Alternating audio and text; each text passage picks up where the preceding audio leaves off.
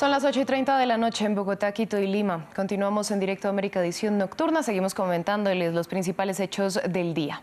Les agradecemos su sintonía y vamos con los titulares de esta jornada.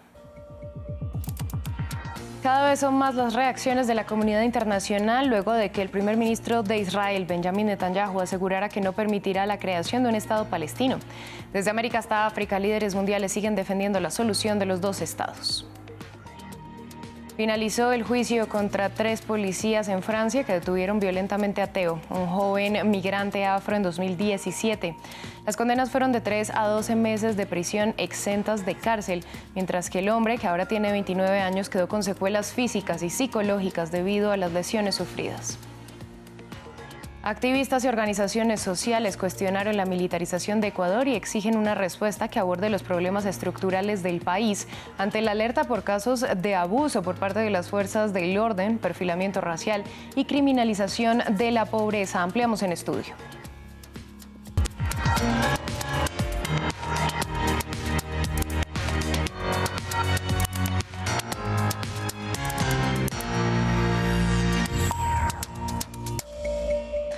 Todos sus comentarios pueden dejarlos con el numeral Directo América F24. Comenzamos con las reacciones a las declaraciones del primer ministro de Israel, Benjamin Netanyahu, quien dijo que no permitirá la creación de un Estado palestino tras el fin de la guerra en Gaza. Cada vez son más los líderes internacionales que aseguran que la solución de dos estados es la única viable para resolver el conflicto en la región. Para analizar este tema conectamos con Margarita Cadavid. Ella es profesora de Medio Oriente y experta en derechos humanos y resolución de conflictos. Bienvenida a France 24. ¿Qué tan factible es una solución de dos estados en estos momentos con el panorama que vemos? Bueno, pues realmente la solución de dos estados estaba ya desde hace un tiempo puesta, digamos, en stand-by. De hecho, una de las cuestiones que se venía presentando era que con los acuerdos Abraham y la normalización de relaciones entre algunos estados árabes y el Estado de Israel, como por ejemplo Bahrein o Marruecos, el tema de la solución de dos estados y la negociación para esta resolución había quedado puesto de lado. Ahora, me parece que efectivamente esto es parte de la política de Netanyahu. No sorprenden las declaraciones porque él ya antes en la reunión de la Asamblea General de Naciones Unidas de septiembre había mostrado un mapa donde Israel era mostrado incluyendo los territorios palestinos. Esa acción ya negaba una solución de dos estados antes de los acontecimientos del 7 de octubre.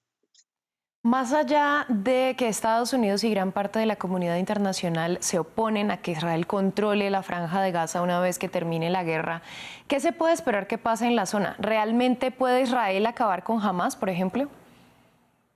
No, yo creo que ese es es un error estratégico pensar que se va a acabar con Hamás, porque aunque acabaran el grupo Hamás, lo cual no es posible, digamos, militarmente en este momento ni a largo plazo, lo que se está creando es una escalada de violencia y se están dando argumentos para que continúe este tipo de violencia. Y la negación de los dos estados precisamente genera esas mismas reacciones. Entonces, si no es Hamás, será otro grupo y si no se le permite la creación la única forma de que haya paz en el Medio Oriente es que haya la posibilidad para los palestinos de tener su Estado y su soberanía sobre los territorios que le fueron asignados en 1947.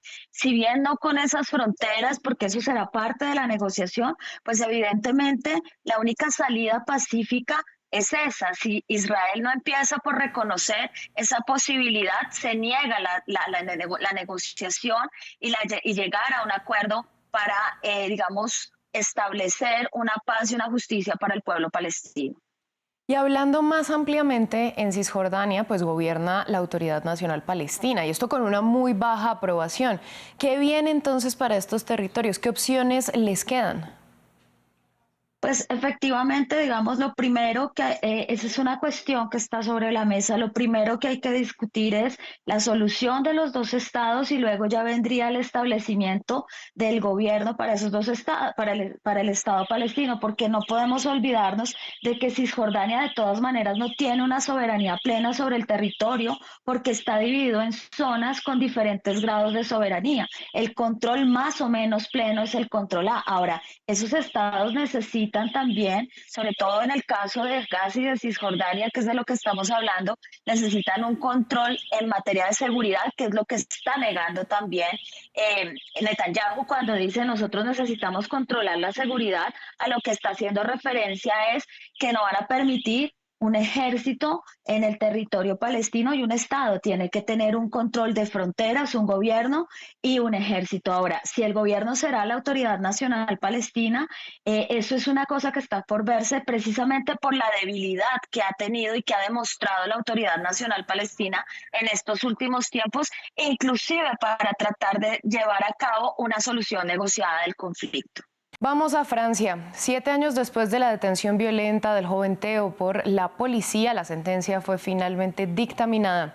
El policía culpable de los golpes que dejaron a Theo con secuelas irreversibles fue condenado a 12 meses de prisión con suspensión de pena. Aunque la familia de Theo expresó su alivio por la sentencia, otros denunciaron ligereza de la condena. El caso se ha convertido en el símbolo de la lucha contra la violencia policial en Francia. Gabriel Cochon tiene los detalles. 12 meses de prisión con suspensión de pena con prohibición de ejercer en la vía pública durante 5 años. Es la sentencia que fue dictaminada a Marc-Antoine Castellin, el policía reconocido culpable de haber golpeado a Theo con un garrote durante una detención, lo que dejó al joven discapacitado de por vida. Los otros 2 policías implicados en la detención de Theo fueron condenados por violencias voluntarias a 3 meses de cárcel con suspensión de pena. Aunque la sentencia parece ínfima, es un alivio para el círculo cercano de Theo.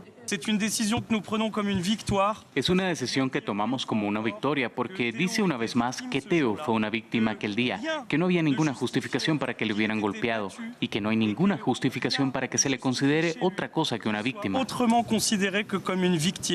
Por su parte, el abogado de los policías expresó su satisfacción por la sentencia. Muy claramente, la primera impresión de nuestro cliente es el inmenso alivio de que por primera vez, a los ojos de toda Francia, se ha establecido el hecho, como les dije y como él ha estado diciendo desde el primer día, de que no es un criminal. A la salida del tribunal, varios militantes se reunieron para denunciar una pena insuficiente. Algo que Mathilde Panot, presidenta del grupo Francia Insumisa en la Asamblea Nacional, también expresó. La gente está muy enfadada por el doble rasero. 10 meses de cárcel por tirar una lata de Red Bull durante los disturbios urbanos, 12 meses de prisión con suspensión de pena para el policía que mutiló de por vida a Theo. La violenta detención de Theo, grabada por videovigilancia, generó conmoción en el país.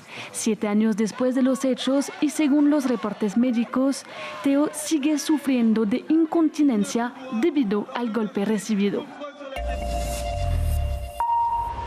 Es momento de nuestra sección En Contexto, por ello ya me acompaña en el estudio mi compañero Patricio Peralta para hablar de lo que está ocurriendo en Ecuador. Patricio, buenas noches. ¿Qué tal? ¿Cómo estás, Valentina? Pues bien, vamos a continuar con este análisis que estamos haciendo diariamente de lo que ocurre en Ecuador. Y es que a 10 días del inicio del estado de excepción, pues evidentemente la violencia no ha parado y la militarización ha generado diversas reacciones en la sociedad y además una alerta por posibles abusos de autoridad.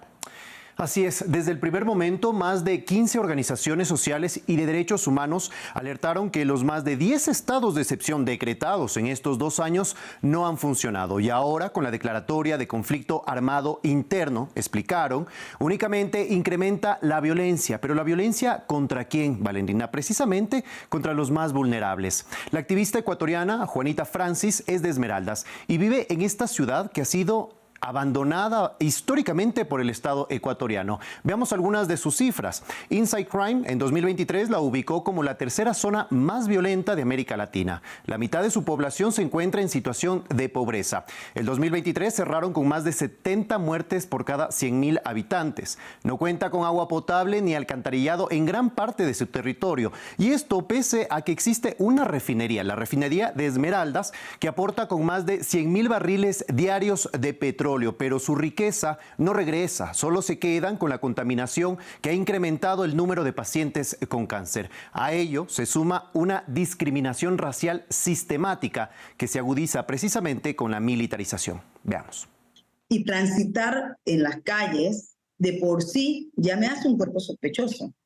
El perfilamiento racial dentro de las militarizaciones y las acciones de los policías y militares siempre está sesgada hacia los cuerpos negros. Entonces, para nosotros, como pueblo negro, como un territorio como Esmeraldas, eso de levantar ese discurso y esa narrativa de cuerpos sospechosos, creo que es altamente grave. Y ya hay varios casos de abuso de la fuerza pública. Medios locales reportaron que 4 chicos en un barrio de Esmeraldas fueron sacados de sus casas por militares. Aunque no tenían antecedentes penales, fueron golpeados y lanzados de un puente al río Tachina. Uno de ellos vio a su hermano ahogarse y no pudo salvarlo. Y estas acciones de las fuerzas del orden se vuelven más evidentes. Estas acciones que nos comenta Juanita Francis. ¿Con qué? Con las publicaciones de las propias autoridades. Podemos ver en esta fotografía cómo publican los operativos realizados en Esmeraldas, por ejemplo, mostrando los rostros de quienes están siendo revisados, y en los textos incluyen palabras como terroristas, pese a que ninguno de ellos es acusado formalmente, mientras que en otras zonas no sucede lo mismo. Para Juanita Francis, esto alimenta el racismo y el estigma de que la población negra es sospechosa únicamente por su color de piel. Bueno, y a esta alerta de las posibles vulneraciones de derechos humanos se suma una falsa idea de paz que no es duradera. Así es. Ahora vamos a Durán, en la provincia del Guayas, una de las ciudades más peligrosas de Ecuador, que terminó el 2023 con más de 440 asesinatos, con más del 60% de su población en pobreza y que tampoco cuenta con servicios básicos como el agua potable, por ejemplo. Es una de las necesidades más urgentes que tiene esta ciudad. Conversamos con Charlie Castillo, es periodista, y en medio de la violencia y las amenazas que él ha recibido en su contra por parte de bandas delincuenciales, sigue cubriendo su ciudad, y la percepción de la gente es una paz momentánea la que genera cada estado de excepción y la presencia de militares, pero la estrategia debería ser otra. Veamos lo que nos dijo. Así como está aplicando la mano dura el gobierno del presidente Daniel Noboa, yo me pregunto, aparte, ¿qué se está haciendo como gobierno o como Estado en este caso para intervenir los sectores y de cierta forma darles otras oportunidades a los jóvenes? Te hablo del caso Durán. Te decía, Durán es una ciudad con muchos problemas, y precisamente uno de los problemas es la deficiente presencia del Estado en el cantón Durán. Patricia, por el camino que Ecuador toma o tomará en materia de seguridad, en parte, pues ya fue marcado por el gobierno anterior con la firma de un acuerdo de cooperación con Estados Unidos. Sí, en agosto de 2023 firmaron un acuerdo de cooperación en el fortalecimiento de la capacidad de las fuerzas del orden y del sector judicial para combatir el crimen organizado transnacional y reforzar la seguridad, que implica la capacitación y el equipamiento de funcionarios encargados de hacer cumplir la ley y del sector judicial durante los próximos 10 años. Para septiembre de este año también hubo para septiembre de 2023 hubo la firma de otro acuerdo relativo a operaciones contra actividades marítimas transnacionales ilícitas. Son 14 artículos que componen este documento, en los que Ecuador da algunas facilidades al personal militar y diplomático de Estados Unidos, como exenciones tributarias, amnistías, libertad de uso del espacio aéreo y terrestre, libre uso del espectro radioeléctrico ecuatoriano, el libre porte de armas, entre otras. Esto abrió el debate sobre la soberanía y la posibilidad de que fuerzas extranjeras actúen en territorio ecuatoriano. El acuerdo primero debe recibir el visto bueno de la Corte Constitucional, que al momento sigue debatiéndose al interior de la sala antes de que entre en vigencia.